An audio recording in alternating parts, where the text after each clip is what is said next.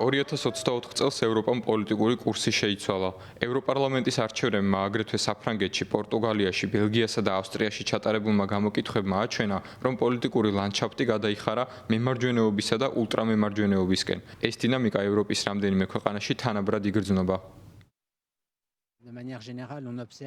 ზოგადად ამ მომრჩეველთა შორის მემარჯვენეობა სულ უფრო პოპულარული ხდება და ეს იმით აიხსნება, რომ ამ კატეგორიის მოქალაქეები თავს მიტოვებულად გრძნობენ და უკმაყოფილებას გამოხატავენ.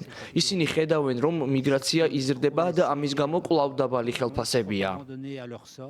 დარგის ექსპერტებისთვის ეს პოლიტიკური ტენდენცია საუკუნის დასაწყისიდან შეინიშნება. ეს არის მოძრაობა, რომელიც უკვე 20 წელია პროცესებშია ჩართული და ის მართლაც ტენდენციურია. ჩვენ ყოველთვის შეგვიძლია გამონაკლისების პოვნა, მაგრამ საბოლოოდ რადიკალ მემარჯვენეებსა და მემარჯვენე პარტიებს შორის განსხვავება არ არის.